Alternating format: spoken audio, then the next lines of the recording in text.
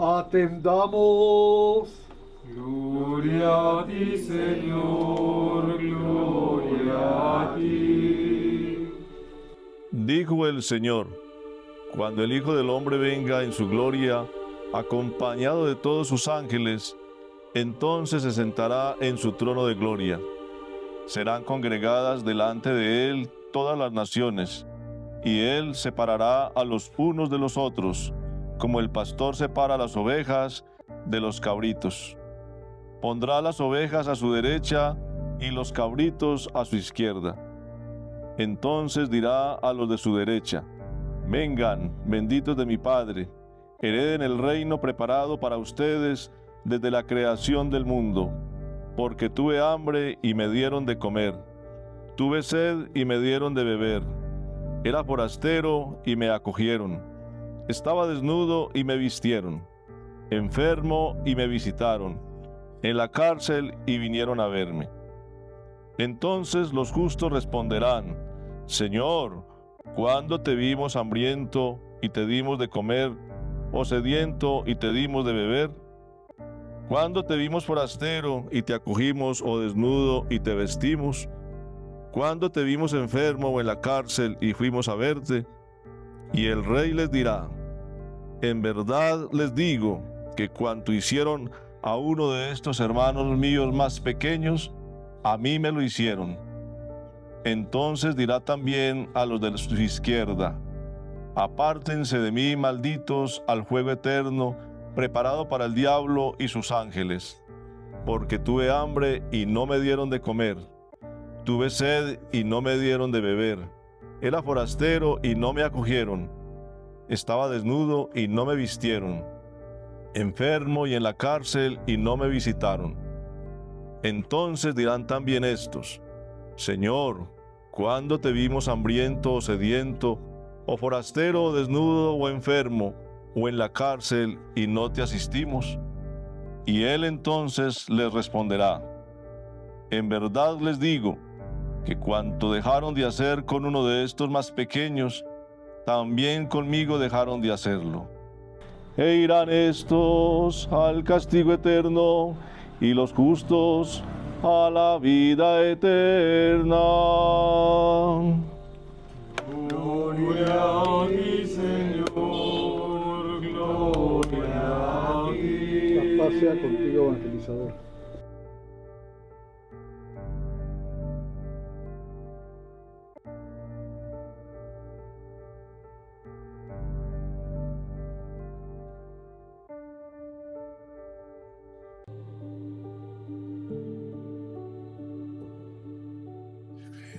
El texto de hoy es del Evangelio de Mateo. Entonces, dos ideitas como para que vamos conociendo un poquito más la escritura. Sabemos que la Biblia se divide en dos partes: antes de Cristo, que es el Antiguo Testamento, y después de Cristo. Y el Nuevo Testamento, conforme está agrupado, no en el orden en que se escribió, sino conforme está agrupado, empieza con 5 libros que llamamos históricos. Los 4 evangelios que cuentan la historia de Jesús, y el libro de Hechos de los Apóstoles, que cuenta la historia de la iglesia primitiva. Bueno, esos 27 libros que forman el Nuevo Testamento, todo está escrito en griego, menos uno, el de Mateo, que está escrito en arameo.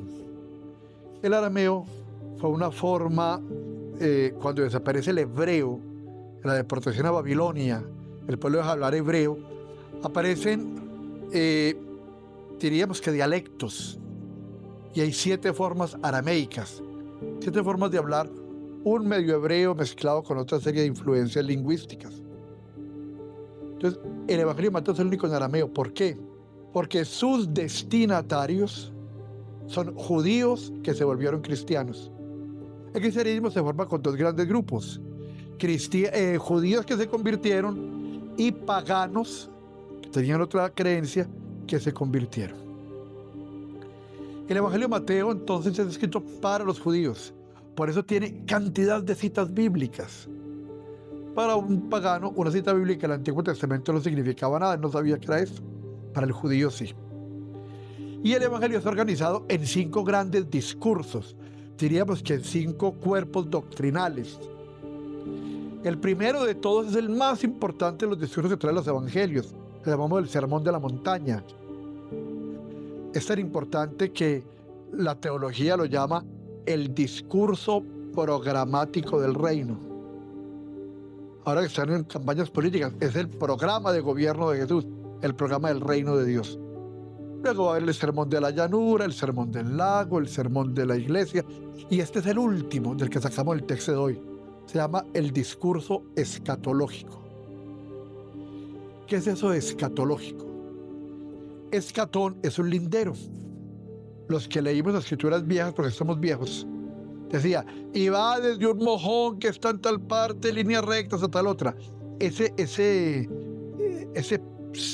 punto de referencia es un escatón. Entonces, escatología es el límite entre esta realidad y la realidad sobrenatural.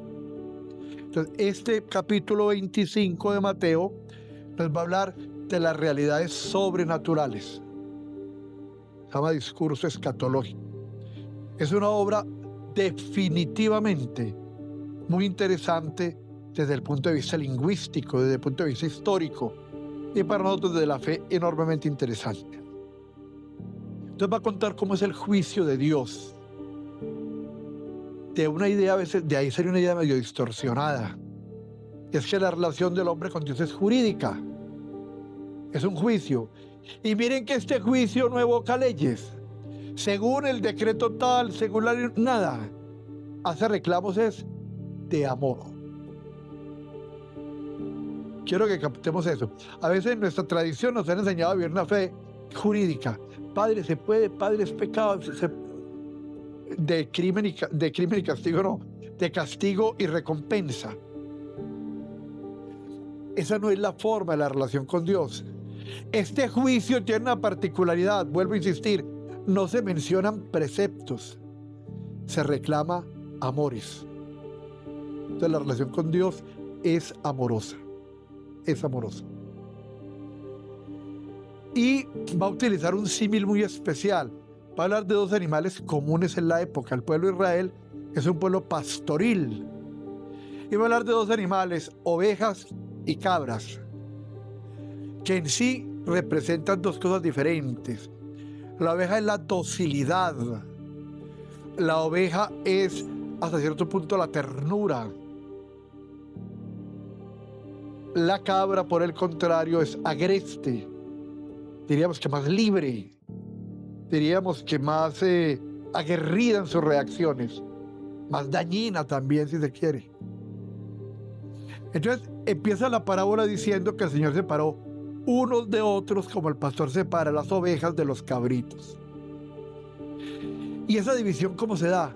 También totalmente distinta a como son las divisiones en este mundo. Hoy se divide entre los que tienen mucho dinero y los que no. Yo esta semana hacía un reclamo en la mesa, decía, pero hombre, es que si uno se acostumbra a pagar cosas exorbitantes, no, el que tiene con qué la paga sin problema. Entonces la división está entre los que tienen y no tienen. Y eso es contrario al Evangelio. De hecho, el apóstol Santiago lo va a condenar y va a decir que eso se llama acepción de personas. Y que eso ofende a Dios. Hay otras divisiones que podrían de pronto justificarse en nuestra dimensión lógica. Y es, por ejemplo, el del conocimiento. Los que tienen conocimiento y los que no lo tienen. Pero tampoco la del Evangelio. La del Evangelio es entre la bondad y el amor representado en la oveja y la actitud agreste y dura representada en la cabra. Esa es la división que Dios hace. Pero que finalmente se va a medir por las obras. Un cristianismo sin obras no tiene sentido. Santiago también va a decir que una fe sin obras es una fe muerta. Las obras entonces son las que nos hacen cristianos, no los signos externos. Yo no soy cristiano porque tengo una cruz colgada al cuello o una camándula como la mayoría de los muchachos. Se es cristiano cuando mi forma de obrar y de actuar obedece a ese esquema ético. En la ética hay básicamente dos formas que la historia ha considerado. Hoy hay como 10 distintas, pero en las clásicas eran 2. Quien decía que la conducta se juzgaba según los resultados. Si hacía cosas, pero al final todo salió bien, esa conducta estuvo bien. Se llamaba la ética de los fines. Y hubo otra ética que decía, no, para que una obra sea buena, tiene que ser buena en todos los elementos desde el comienzo, que es nuestra ética, la ética kantiana, en la cual rechazamos totalmente el que nos valgamos de cualquier medio para lograr un fin, entendiendo que el fin no justifica los medios. Principio bien importante, porque he escuchado ahora en estos discursos desatinados de muchos de nuestros tristes líderes posturas contrarias a eso. Para el cristiano, el fin no justifica los medios.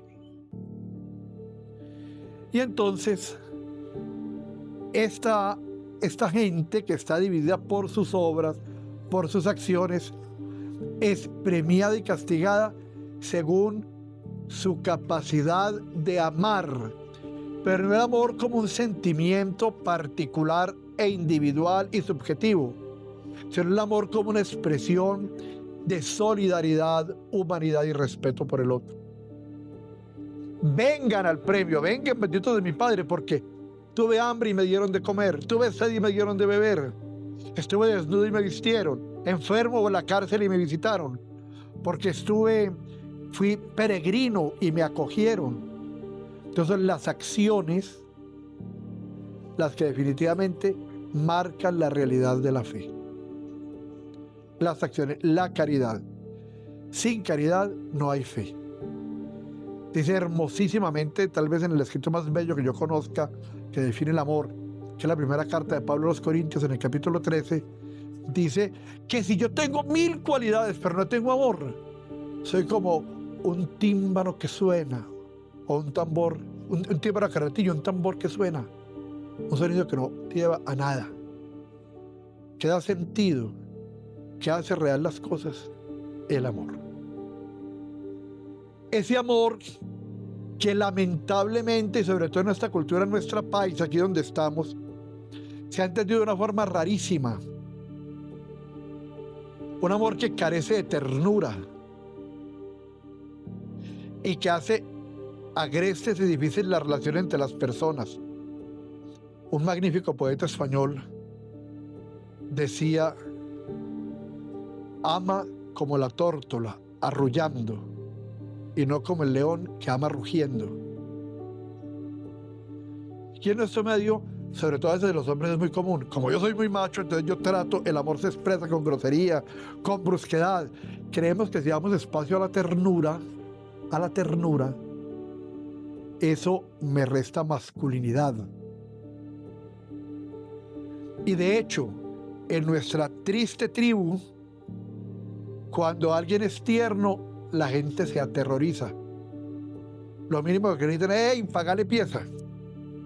¡Qué horrible! Pero cuando alguien insulta a otro, estamos en lo normal, en lo cotidiano. Cuando alguien agrede, es lo de esperar.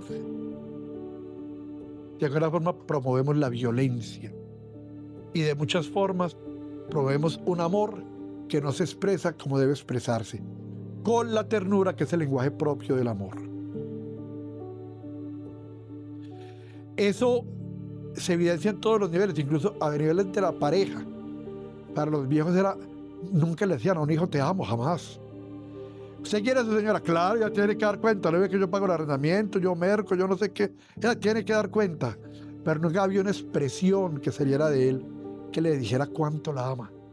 ¿Y saben dónde se expresaba? Cuando se moría. Ahí sí lloraban y lloraban al pie del féretro. ¿Muerto para qué? En vida, hermano, en vida, dice un célebre escrito. Entonces, esa ternura, que es aquel sentimiento que brota del corazón y que se vuelve acción en la misericordia. Y las obras de misericordia no han perdido en ningún momento su vigencia. No han sido reemplazadas por nada distinto. Esa es la forma de expresar la fe. ¿Por qué a los otros les dice, aléjense malditos? Porque no fueron capaces de expresar solidaridad, no fueron capaces de entender el problema del otro y no fueron capaces de expresar ternura. Hablo de ternura porque la necesitamos, porque es urgente. Como que entre los más cercanos es donde menos expresiones tiernas hay. En las familias, las agresiones familiares, gente que es queridísima en la calle, un señorazo en la oficina, pero es un sinvergüenza en la casa. La señora es la más querida de lavar las señoras, pero en la casa es un ogro. Cristianismo es que ese amor que Cristo nos trae se vuelva la cotidianidad, el día a día en la vivencia de nosotros. Y eso es la forma de agradar a Dios. A ver, como una última ideita y es compleja, yo sé que va a tener que cortar. Dios es el sumus, lo máximo, la plenitud de todo. A Dios no le cabe una sola gotica más de justicia, de verdad, de amor, nada. Es un tanque al que no le cabe literalmente ni una gota. Lo que significa, Dios no puede ser más de lo que ya es. Dios es inmutable, en Dios no hay ninguna variación. Entonces Dios ni se pone triste ni se pone contento. Él es todo lo contento que se puede ser, todo lo pleno que se puede ser. Él no me ama más a mí ahora porque estoy celebrando la liturgia y me ama menos mañana que estoy peleando por ahí alegando con alguien. Me ama exactamente igual. Ni fue ni será. Es todo ya, todo es ya, todo es a la vez. Entonces, ¿cómo agradar a Dios? Expresamos nuestro afecto, pero porque es mi necesidad. ¿Cómo amar y no expresarlo? Cuando estamos enamorados, uno necesita expresar ese amor. Entonces, por eso hacemos la liturgia, por eso oramos. Pero el beneficio es para nosotros. Dios no crece en ningún momento por nuestra oración. No se llena de más alegría con mi oración. Mi acto de bondad no hace más pleno a Dios. Al ayudar a mi hermano, me hace mejor a mí. Y eso es ser cristiano. Ser cada día mejor, más y mejor persona. Entonces, cuando entendemos eso, dejamos de esos trueques horribles que hacemos con Dios. Señor, dame esta casa que vale 500 millones, yo te mando a decir una misa de 10,000 pesos. Son las propuestas para mi Dios, sistemática. Ay, yo voy a subir a pie esta loma para que usted me ayude a ganar el examen. Por Dios, un trueque, una teología del trueque absurda. No, todo lo que yo hago por la ley de Dios es para que yo sea mejor. Cuando hay un muchacho estudiando, logra aprender el concepto y dice, uy, se salvó, casi pierde el año, se salvó. ¿Qué es la salvación nuestra? Exactamente igual. ¿Se salvó por qué? Porque es mejor persona, porque aprendió a amar, porque aprendió a servir, porque aprendió a ser humano, porque aprendió todo lo que el Evangelio enseña. El Evangelio enseña a ser humano. Entonces, cada vez que hacemos una obra buena, esa no aprovecha a Dios.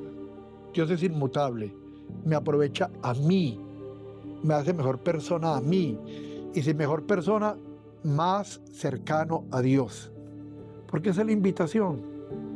Jesús dice, sean perfectos como mi Padre Celestial es perfecto. O sea, la meta es alta. El ayuno que voy a hacer ahora, que lo empiezo en unos días, se llama a partir de mañana carne, por ejemplo, no va a haber más carne. No es para que Dios se satisfaga, es para que yo mejore mi fuerza de voluntad.